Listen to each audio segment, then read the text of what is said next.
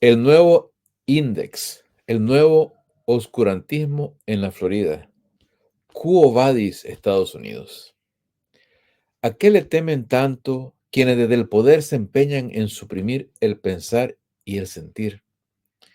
Esta es una pregunta tan antigua como la tiranía. La oscuridad de antes. El Index Librorum Prohibitorum o Índice de Libros Prohibidos fue un compendio de las obras que la Iglesia Católica prohibía al estimarlas heréticas, inmorales y peligrosas para la fe de los creyentes. La primera edición del índice se publicó en 1559 bajo la autoridad del Papa Pablo IV. La Iglesia siguió actualizándolo hasta 1948. En 1966, el Papa Pablo VI lo hizo desaparecer como resultado del esfuerzo del Concilio Vaticano II entre 1962 y 1965 por adaptar las prácticas del catolicismo a un mundo cambiado y cambiante.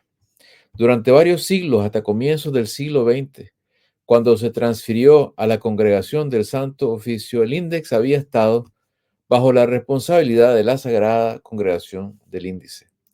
Su propósito, sin duda, era proteger el dominio, control o influencia de la Iglesia Católica sobre el pensar. Se trató al inicio de un esfuerzo defensivo, un intento conocido históricamente como contrarreforma, por contener el avance del protestantismo luterano. Este, iniciado dentro del catolicismo, se expandía vigorosamente gracias a la revolución comunicativa de la imprenta que masificó la distribución de los textos de Martín Lutero con una rapidez insólita. Indudablemente que la disputa no era, al menos inicialmente, de raíz puramente abstracta o dogmática. Para Roma, el nuevo movimiento no era una herejía más de las tantas que enfrentó en la Edad Media, ya que acarreaba consecuencias políticas y financieras de gran magnitud. Detrás de los sacerdotes protestantes, particularmente de su líder, estaba la animosidad de príncipes y señores de lo que hoy es más que todo Alemania, y entonces era un mapa fracturado de pequeños estados flojamente tejidos en lo que se llamó el Sacro Imperio Romano. La intensidad del conflicto hizo que el blanco de la persecución se ampliara desde la supresión del reto de Lutero a toda exploración intelectual que de alguna manera pudiera motivar cuestionamientos que la autoridad pontificia considerara amenazantes para la integridad monolítica del dogma que, según parecían creer, era indispensable para sostener su autoridad. Así crece de embrión a musculosa criatura el poder en todo lo humano, del miedo a la agresión, de la defensa de nuestros intereses a la usurpación de lo que a otros corresponde. Insaciable apetito el de este monstruo. El Index se hizo cárcel para textos e investigaciones, ya no solo teológicos, sino de filosofía y hasta de ciencias naturales. La lista de grandes mentes encerradas en las tinieblas de aquel oscurantismo incluyó a Copérnico. Algunas de sus obras se censuraron, aunque no inicialmente, y a Galileo Galilei obligado a retractarse para salvar su vida. Giordano Bruno no sería igualmente afortunado. Incluso algunos de los trabajos filosóficos de Descartes cayeron bajo la censura eclesiástica.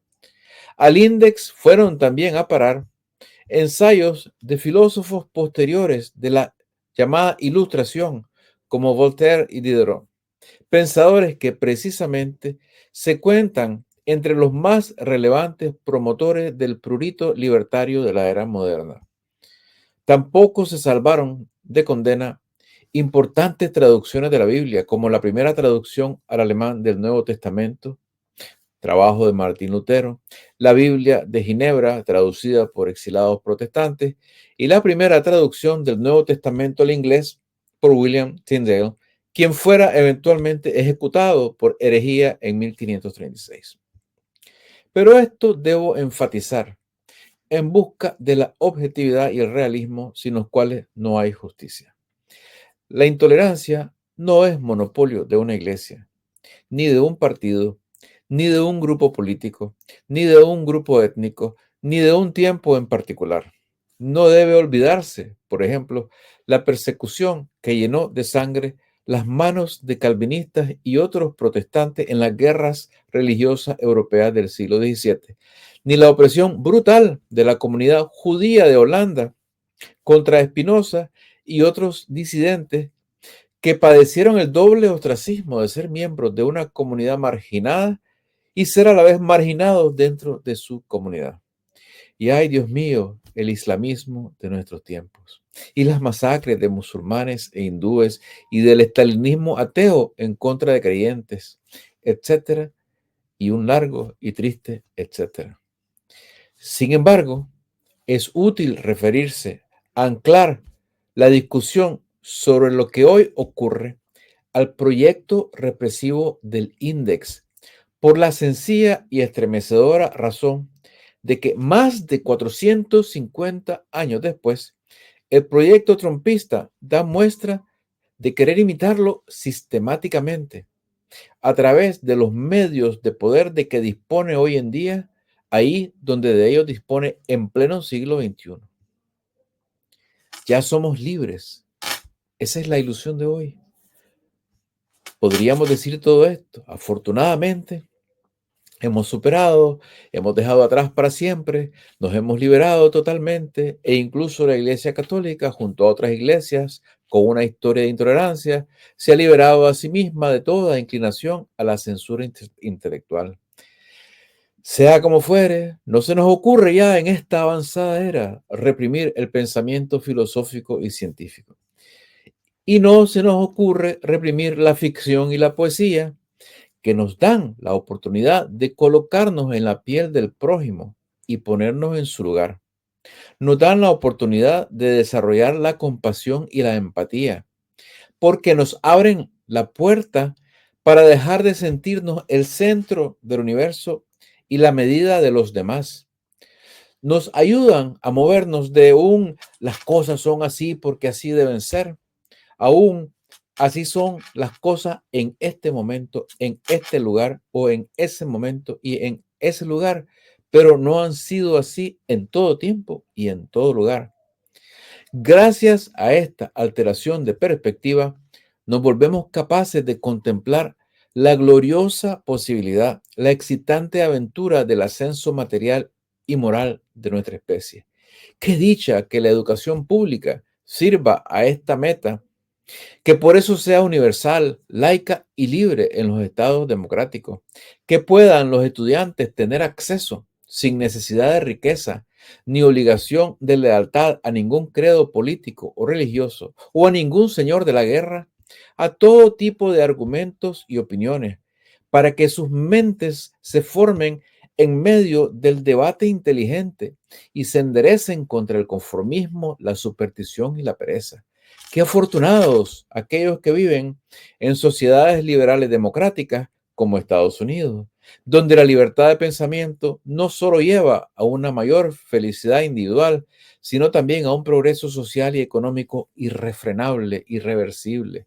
Vamos, vamos adelante, utilizando sin trabas los talentos de todos, desarrollando las habilidades de cada uno, aprovechando en libertad el legado de todos los pensadores y creadores que nos antecedieron y de nuestros coetáneos. Pero a ver, esta ilusión es una ilusión. Lamentablemente, la ilusión de la que he venido hablando hasta el momento no es la del segundo significado del vocablo, que cito aquí del diccionario, esperanza cuyo cumplimiento parece especialmente atractivo. Más bien, parece irse acercando hoy en día a esta, su primera acepción, concepto, imagen o representación sin verdadera realidad, sugeridos por la imaginación o causados por engaño de los sentidos. Es lamentable tener que reconocer este engaño de los sentidos desde los Estados Unidos de América, donde el orgulloso lema de nadie está por encima de la ley pende de un hilo muy débil, donde parece que ya se cruza la línea de regreso al oscurantismo intelectual. La exhibición pública de quema de libros impresos no es, por el momento, la forma de publicitar el rechazo a las ideas peligrosas. No hay sagrada congregación, no con ese nombre, en las leyes. Y no hay una estaca y una hoguera donde se retuerzan los cuerpos de los pensadores subversivos. Pero no hace falta. O al menos el poder no lo cree necesario, aunque lamentablemente haya que reiterar por el momento. Sin embargo, ya se impide el acceso de las mentes jóvenes al mundo maravilloso de la ficción y de las ideas. Ya se entorpece la maquinaria del pensar. Al reconocer el terreno arrasado de la cultura estadounidense y quizás occidental y quizás mundial, nota uno que el fuego que destruye es un incendio provocado por fuerzas que se acusan mutuamente y con razón de intolerancia. Un lado de la antinomia aglomera a jacobinos progresistas que, poseídos de certeza, sienten que la justicia de su causa los hace siempre justos. Su razón y sobre todo su lenguaje debe imperar. Enfrente tienen a una tendencia que yo al menos valoro mucho más dañina, porque reclama el regreso a un mundo de anomia moral en el cual el blanqueo y hasta la restauración de múltiples opresiones pasadas son antídotos, dicen, contra los excesos de la corrección política. Por más que el primer grupo merezca crítica, todos la merecen, todos nos beneficiamos del pensamiento analítico, constituyen realmente una minoría, vociferante si se quiere, pero no representativa, mucho menos acreedora ineludible de las causas igualitarias que han informado y mejorado moralmente la sociedad en los últimos 100 años. En cambio, el segundo movimiento a que me refiero, que para mal del mundo acaricia el poder político en Estados Unidos y otras latitudes, representa una amenaza que no es posible ignorar, porque apela a comunes denominadores primarios, básicos, que el rumbo civilizatorio de los últimos siglos, fracciones de segundo en la historia humana, apenas comenzaba a subyugar con grandes penas y dolores. La Revolución Francesa, a pesar de sus excesos, tuvo en su núcleo la energía que llevó eventualmente al constitucionalismo de los derechos humanos, al avance de la libertad y a la racionalización de la paz posible. Uno de los grandes pensadores de la Ilustración llegó incluso a hablar de la paz perpetua. Y yo pregunto, ¿a qué hubiera llevado la, entre comillas, revolución nazi de haber triunfado? Cansancio estructural, peligro de colapso. Los nuevos inquisidores han encontrado una fisura por donde penetrar el edificio liberal democrático, una grieta que tratan de expandir para que el dique de los derechos humanos se rompa. De la fisura hay que hablar, sobre sus causas es necesario investigar y cómo repararla es tarea urgente.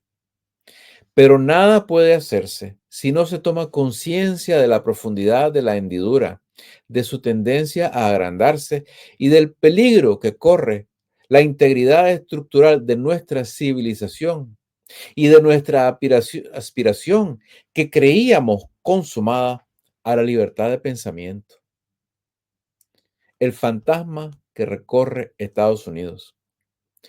Un ejemplo verdaderamente escalofriante es lo que ocurre en la Florida estadounidense, la expansión hambrienta de un nuevo Index Librorum Prohibitorum. De manera ostentosa, petulante y sin asomo de pudor, los líderes trompistas de dicho estado alimentan el inventario de la prohibición con centenares de libros que retiran de bibliotecas públicas y escolares. La práctica oprobiosa, reaccionaria, oscurantista, avergonzaría a ciudadanos pensantes del siglo XIV, del siglo XV, no digamos ya de la época moderna.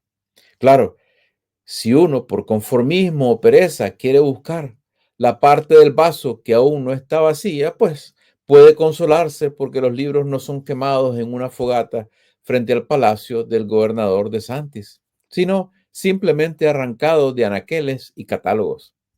Puede consolarse también pensando que los ejemplares prohibidos se triturarán para utilizar el papel en reciclaje que salvarían bosques. No hay mal que por bien no venga, ¿no es cierto? Y uno puede también consolarse contemplando condescendientemente el esperpento, la ignorancia de cabezas de piedra de los líderes de la nueva Inquisición, quienes ven como nocivas muchas joyas literarias perdurables de la creación humana. Difícil no pensar mientras esto digo en cabras que devoran el papel de ejemplares del Quijote, de la Biblia o de Hamlet. Oh, y esto sería su sueño dorado de la Declaración de Derechos Humanos, de las palabras de Jefferson en la Declaración de Independencia, o mejor todavía, de la proclama de emancipación de Lincoln. Lo cierto es que para los nuevos inquisidores del trumpismo, los jóvenes que cursan los años finales del bachillerato o high school, como se llama aquí, no deben, Dios no lo quiera, exponerse al daño incurable que provocaría leer las obras de Kurt Vonnegut, como Slaughterhouse-Five. Me encantaría haber sido una mosca y posarme en los tacones que el empinado gobernador de la Florida usa para estar a la altura y escuchar sus razones para prohibir este libro. Me encantaría también entender la herida irreparable que en las mentes y vidas de los jóvenes de 16, 17 y 18 años puede causar la gran Margaret Atwood y su Handmaid's Tale. ¿Será que contradice alguna fantasía trompista? ¿Y qué cáncer espiritual puede plantar en nuestros jóvenes 1984 de George Orwell? ¿Será que hay algo en ese libro que incomode a 2024? Y Maya Angelou, que se ha atrevido a subvertir la paz social con Yo sé por qué canta el pájaro enjaulado. ¿Cuál es su problema en este caso? ¿El pájaro o la jaula? Y bueno, la lista es muy extensa y no puedo pretender haber leído, mucho menos poder juzgar cada uno de los libros. Pero mi botón de muestra no estaría completo sin mencionar a la también censurada y destacadísima poetisa Erika Sánchez, a quien, permítanme, como pequeño caramelo en este trago de vinagre, un gesto de desvergonzada autopromoción, traduje para la antología Los hijos de Whitman de poesía contemporánea estadounidense.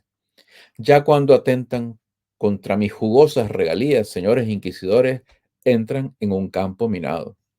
Pero volviendo a Sánchez, se me antoja, agotándoseme ya las hipótesis que puedan mínimamente explicar la conducta de los fascistas de la Florida, que a lo mejor al tastuanes del Estado le disgusta la terrible ideología de género encarnada en el poema Narco, que es una cruda denuncia desde el arte contra un criminal que viola y mata a una mujer. Me atrevo a presentárselos aquí en mi muy provisional traducción. En la revista podrán ver el original en las notas. Narco de Erika Sánchez. Carretera de la muerte. La indiferencia de las serpientes. El cielo está maduro y estallan los colores por todas partes. ¿Quién es el jefe más jefe? En la quietud brumosa, cara de zorro cola pelada carga un balde lleno de cabezas y las deja caer como canicas. La hierba, el polvo, las piedras, que traguen fierro los cabrones. Yo soy el más chingón de Pisaflores. Rompemadres, viendo a las montañas color de elefante, arranca del bus a una mujer y la tira en la tierra y las espinas. Silbido blanco de calor, colibríes, algodoncillo. Una manada de caballos pintos mira hacia la luna espumosa. Que Dios los bendiga a todos y los lleve por la ruta del bien. Bajo el último tajo de luz, Rompemadres se seca el sudor de los ojos y amarra las medias de la mujer al chaparral, mientras una colonia de buitres espera su tributo. Y ahora pregunto, porque hay que preguntar y preguntar a gritos, ¿a qué le temen tanto quienes desde el poder se empeñan en suprimir el pensar y el sentir? Una pregunta tan antigua como la tiranía.